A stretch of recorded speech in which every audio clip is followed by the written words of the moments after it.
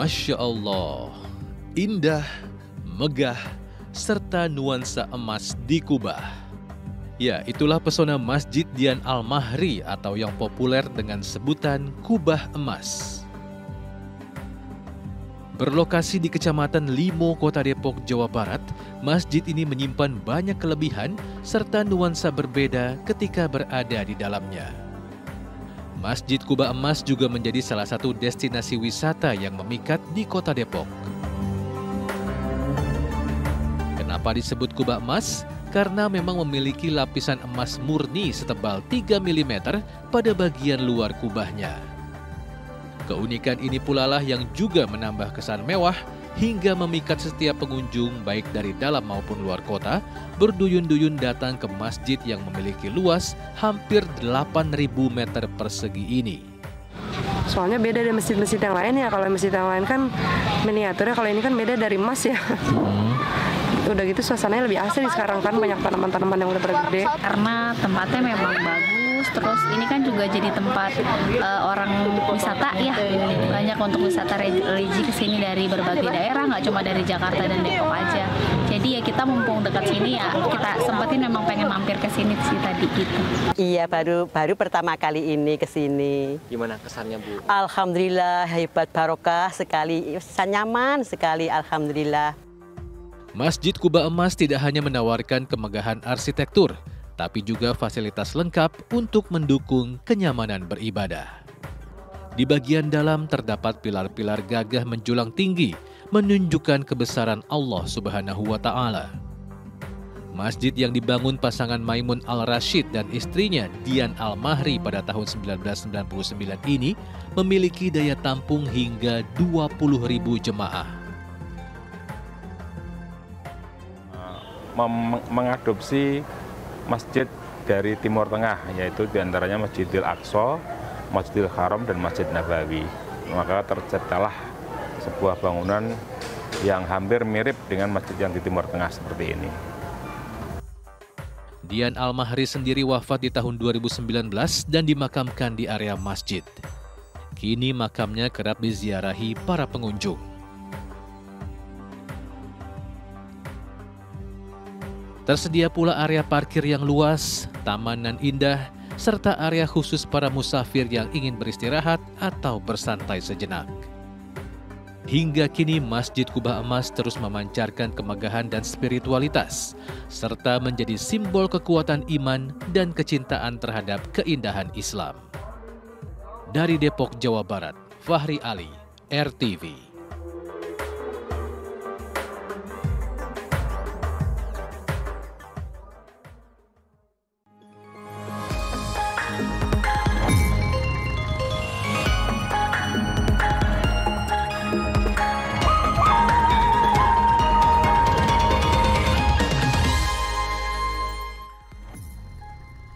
Halo, selamat pagi sahabat RTV, apa kabarnya kamu? Dan juga selamat pagi Topan. Iya, Gimana kabarnya di Topan? Baik dong, Baik kalau ya. saya. Tadi kita sudah lihat ya, ada salah satu referensi tempat untuk berwisata religi ya. Dekat loh di Depok. Mungkin nanti Topan bisa ke sana nih, karena hari ini kan juga Jumat ya.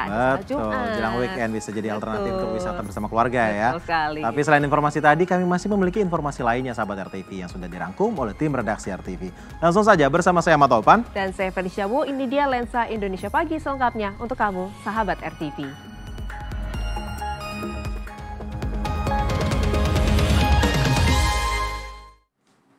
Sahabat, Ibu Kota Nusantara tidak dipungkiri memiliki daya tarik tak hanya Istana Garuda dan gedung perkantoran, ada juga yang tak kalah menawan nih, yakni Plaza Seremoni Sumbu Kebangsaan. Iya, ini ruang terbuka hijau yang mampu menampung hingga 8.000 orang ini akan menjadi lokasi upacara peringatan HUT RI di IKN.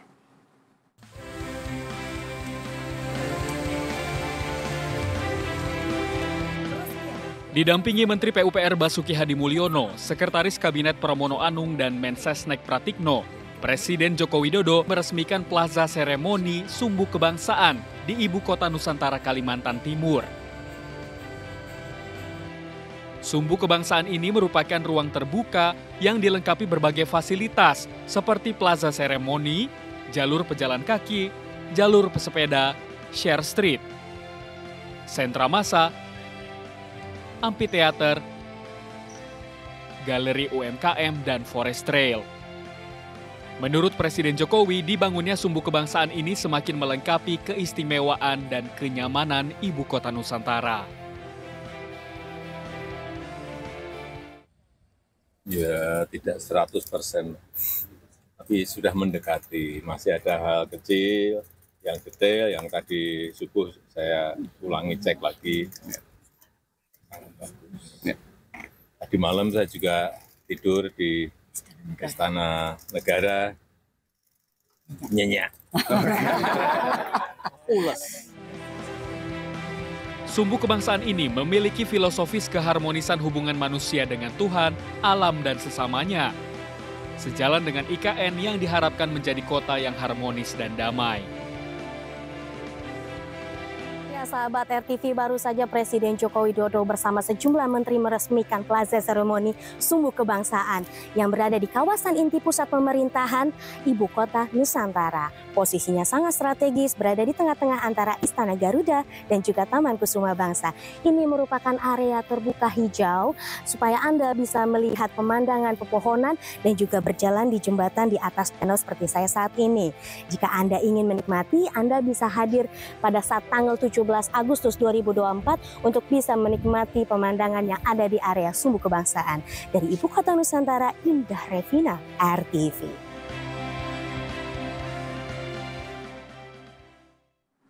Nah, bicara soal IKN ya, ini ada satu tempat di Ibu Kota Nusantara yang akan menunjukkan fitur futuristik dari Ibu Kota baru Indonesia ini, Cia. Betul banget nih Topan, di Rumah Teknologi Nusantara atau Tekno House ini kita bisa melihat proyek modern IKN seperti rumah pintar, terus ada taksi terbang hingga robot.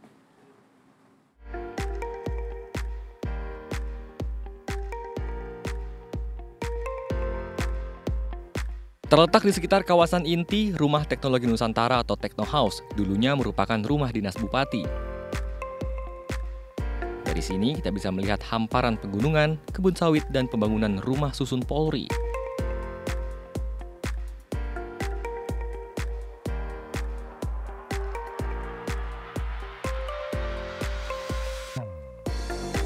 Suasananya yang asri membuat burung elang senang berlalu lalang di langit IKN. Nah, sahabat RTV, sekarang saya udah sampai di Rumah Teknologi Nusantara atau Tekno House. Ya, apa sih teknologi ada di dalam sana? Yuk kita lihat.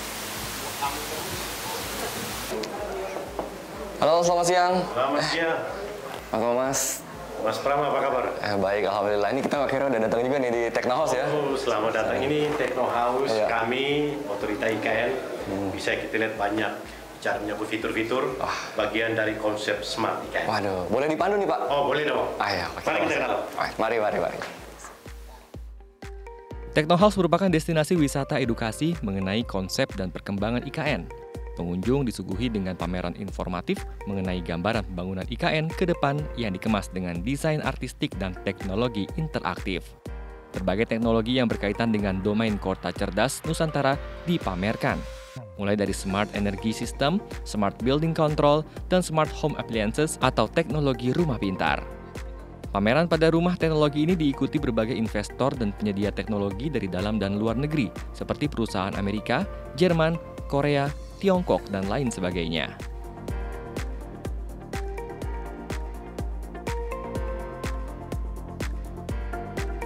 Eranya sudah berubah, kami punya konsep Smart.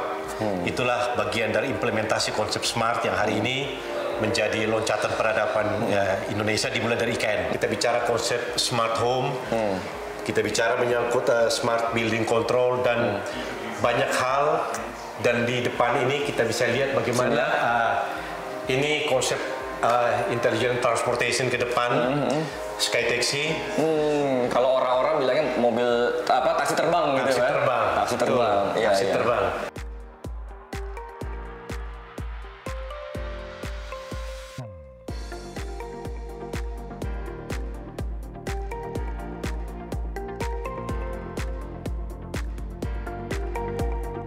Sky Taxi atau taksi terbang menarik perhatian saya. Bukan hanya karena teknologinya yang futuristik, tapi karena konsep pengembangannya akan dilakukan bersama antara Indonesia dengan perusahaan asal Korea Selatan. Jadi kedepannya kita bisa memproduksi sendiri taksi terbang. Cakep!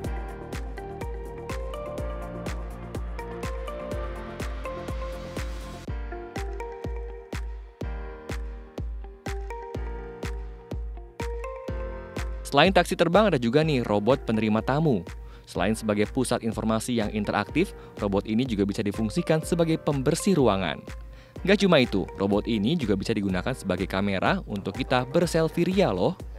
Saya dan Pak Deputi pun menjajal beberapa pose untuk difoto robotnya nih. Take picture-nya, kita coba take picture Pak ya? Take a foto ya. Nah, ayo Pak, sini Pak, kurang tengah Pak. Tuh, keren kan? Oh ini keren, ini kita bisa kirim ke email, nanti akan saya kirim ke email saya nih ya, buat kenang-kenangan sama Pak Thomas. Saya Pramodika Samudra, Indah Revina, Ando Leandro, RTV. Antusias mengikuti lomba gerak jalan menyambut HUT ke-79 Republik Indonesia di Kota Maumere, Kabupaten Sika, NTT. Puluhan siswa sekolah dasar ini justru tidak sadarkan diri atau pingsan, Topan. Iya, para siswa ini juga tak kuat mengikuti rute sejauh 4 km dan belum sempat sarapan.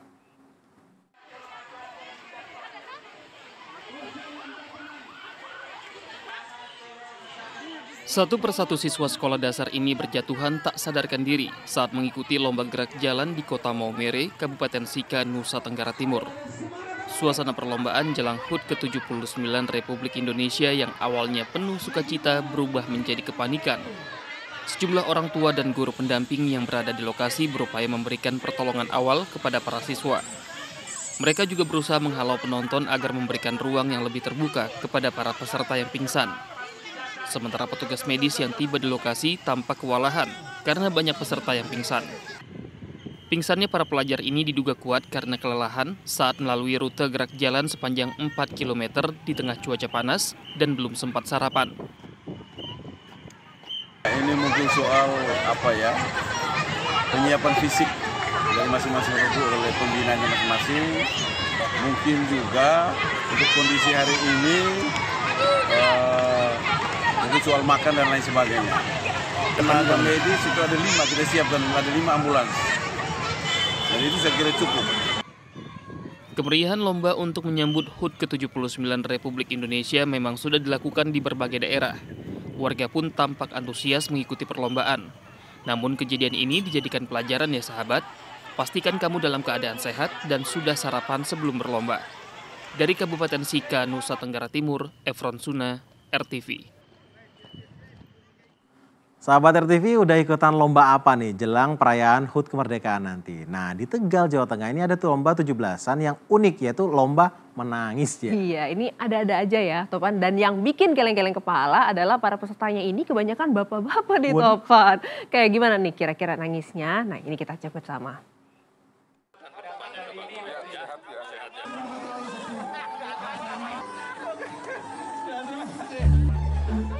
Ya begini ini jadinya sahabat kalau mayoritas bapak-bapak disuruh ikutan lomba menangis dalam rangka semarak perayaan Hari Ulang Tahun Kemerdekaan ke-79 Republik Indonesia. Sebagian berjuang keras mengeluarkan air mata. Tapi kebanyakan sih malah ketawa karena geli sendiri.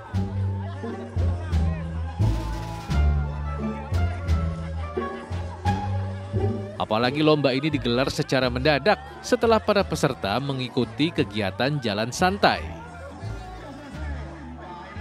Kami ingin memberikan ya semacam refresh ya seperti itu. Jadi spontan kita ingin berikan hiburan, terutama yang selama ini mungkin kita sudah capek di lapangan atau sibuk di lapangan. Dengan adanya kegiatan-kegiatan ini harapan kami bisa merefresh kembali teman-teman yang ada di lapangan.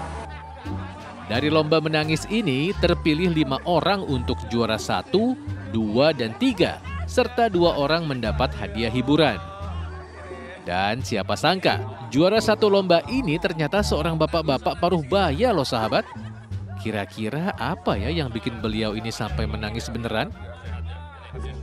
Ya, pengalaman saya saya kemarin tahun-tahun 2 tahun ke belakang saya sakit ya 1 tahunan lah, saya sakit berletak sampai 4 bulan saya nggak bisa apa-apa.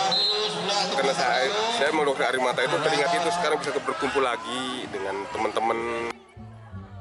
Selain lomba menangis, para peserta juga mengikuti beberapa lomba lain yang cukup mengundang gelak tawa semua yang hadir. Di antaranya menyuapi pisang dengan mata tertutup,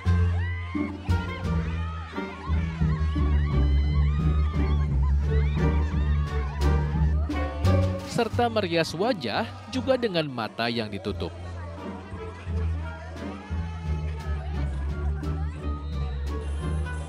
Kegiatan ini kemudian ditutup dengan lomba karaoke dan pembagian door prize. Dari Tegal, Jawa Tengah, Ridwan Pamungkas, RTV.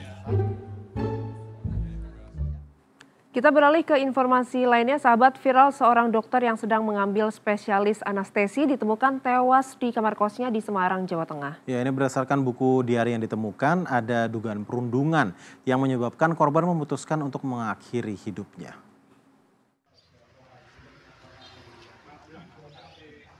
Beginilah suasana rumah duka Aulia Risma Lestari, dokter yang tengah menempuh program pendidikan dokter spesialis anestesi yang ditemukan meninggal dunia di kamar indekosnya Senin kemarin. Rumah orang tua Aulia sepi dan tertutup rapat. Tidak ada orang yang bisa ditemui, hanya tersisa karangan bunga dari rekan sejawat yang sudah dirapikan. Korban telah dimakamkan keluarga Selasa lalu di pemakaman Panggung, Kota Tegal. Keluarga korban masih berduka dan belum bersedia memberikan keterangan. Korban merupakan dokter di RSUD Kardinah, Kota Tegal, saat ini sedang menempuh program pendidikan dokter spesialis anestesi Universitas Diponegoro di Rumah Sakit Karyadi, Semarang. Ia diduga mengakhiri hidupnya di kamar kos di Semarang, Jawa Tengah dengan menyuntikkan obat penenang. Dari buku harian yang ditemukan di kamar kosnya, korban menceritakan beratnya menjadi mahasiswi kedokteran dan menyinggung masalah perundungan yang dilakukan seniornya. Menanggapi dugaan adanya perundungan di Prodi Anestesi Undip yang ada di RSUP Karyadi, Kementerian Kesehatan menghentikan sementara program studi ini hingga proses investigasi selesai. Saat dikonfirmasi ke tempat kerjanya di RS Kardinah Tegal, pihak rumah sakit membenarkan korban merupakan dokter yang sedang ditugaskan mengikuti PPDS Anestesi di Universitas Diponegoro. Dan beliau mendapatkan penugasan sekolah spesialis dari Pemkab Kota Tegal. Beliau memilih anestesi, sudah dijalani kurang lebih selama 2 tahun. Kalau yang bicara terjadi di sana bukan kewenangan kami, jadi monggo ditanyakan kepada pihak yang terkait.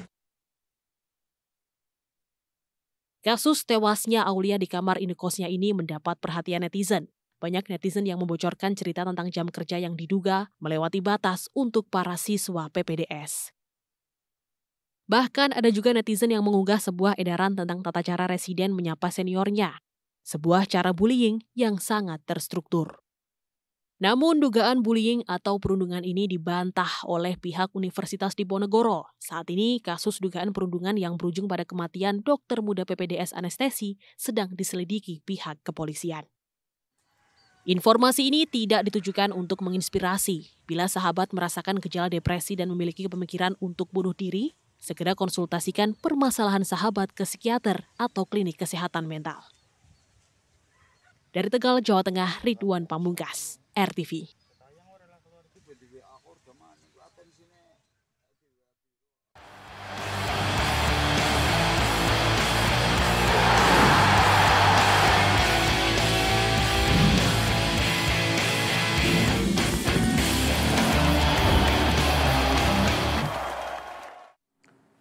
Sahabat, usai disambut dengan arak-arakan mobil bus, para atlet Olimpiade Paris tiba di Sana Merdeka Jakarta kemarin. Ya, ini atlet kebanggaan Indonesia berbagi kesan dan harapan usai bertanding di Olimpiade Paris 2024.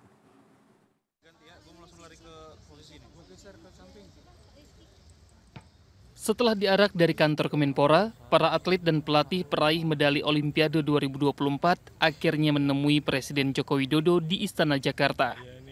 Dalam kesempatan ini, Jokowi berterima kasih dan menyampaikan rasa bangga atas nama bangsa Indonesia kepada seluruh atlet yang telah berjuang mengukir prestasi untuk Merah Putih pada perhelatan Olimpiade Paris 2024. Sebagai bentuk apresiasi kepada para atlet, pemerintah memberikan bonus sesuai yang dijanjikan Presiden Jokowi. Nominalnya bervariasi, yakni 6 miliar rupiah bagi peraih medali emas dan 1,65 miliar rupiah bagi peraih medali perunggu.